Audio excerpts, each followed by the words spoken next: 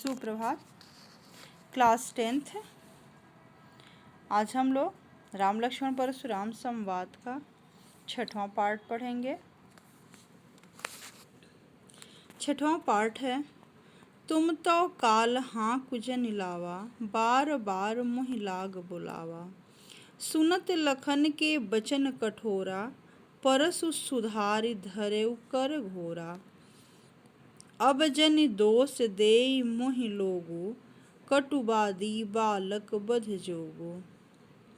बाल बिलोकु बहुत मैं बाँचा, अब यहु मरनिहार भा साँचा। कौशिक कहा क्षमीय अपराधो, बाल दोष गुण गनहि न साधो। खर कुठार में अकरुण कोहि, आगे अपराधी गुरु द्रोही। उतर देत छोड़ो बिनु मारे, केवल कौशिक सील तुम्हारे। नत यही काटि कुठार कठोरे, गुरहि उरिन होतेउ श्रम थोरे।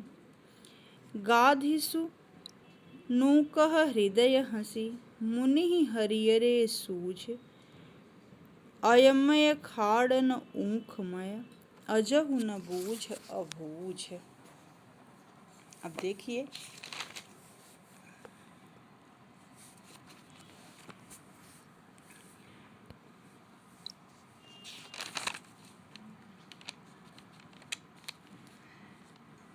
जब लक्ष्मण इस तरह कहते हैं कि जो वीर होते हैं अपनी वीरता को युद्ध भूमि में दिखाते हैं, बार बार अपने मुंह से बखान नहीं करते हैं, तो लक्ष्मण के इस कथन पर परशुराम जी बोलते हैं कि तुम तो बार बार मुझे बुलवाकर काल को पुकार रहे हो, यानी कि बार बार काल को अपने पास बुला रहे हो। लक्ष्मण के कटु कठोर वचनों को सुनकर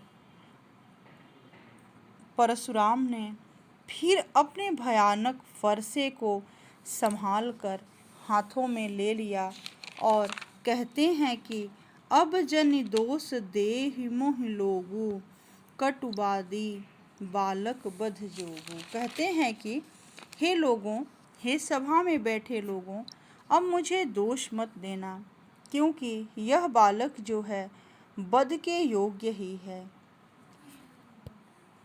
फिर कहते हैं कि बाल बिलोकि बहुत मैं बाँचा, अब यहु मरनिहार भा साँचा।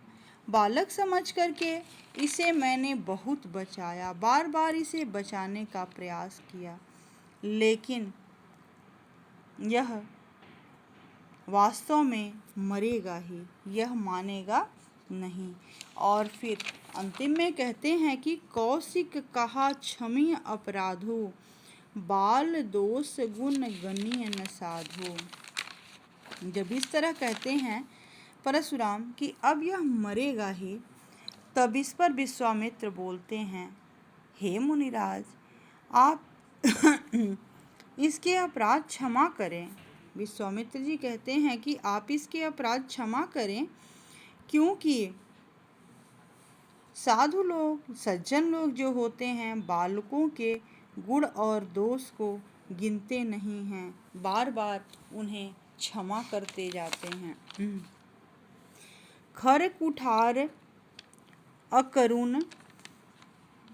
कुठार में अकरुण कोहि, आगे अपराधी गुरु द्रोही। फिर परशुराम जी कहते हैं कि एक तो यह तेज फरसा, दूसरे मैं करुणा से रहित क्रोधी हूँ, और उस पर भी यह अपराधी और गुरु है, गुरुद्रोही है, और मैं इससे बिना मारे छोड़ता नहीं। परंतु हे विश्वामित्र, यह केवल तुम्हारे शील के कारण बच रहा है, नहीं तो इसे कठोर फरसे से काट देता और थोड़े से परिश्रम से ही गुरु अर्थात शिव के ऋण से उऋण हो जाता।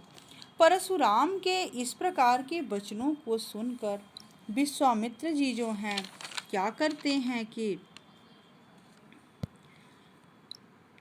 नत एहि काटि कुठार कठोरे, गुरु गुरहि उरिन होते श्रम थोरे। जब विश्वामित्र जी इस प्रकार के परशुराम के वचन को सुनते हैं तो मन ही मन हंसते हैं और कहते हैं कि मुनि को तो सब कुछ हरा हरा ही सूझ रहा है। गाधिसु न कह हृदय हंसी, मुनि ही हरियरे सूझ। यानी कि विश्वामित्र जी मन ही मन हंसते हैं और कहते हैं कि मुनि को तो सब हरा हरा ही सूझ रहा है।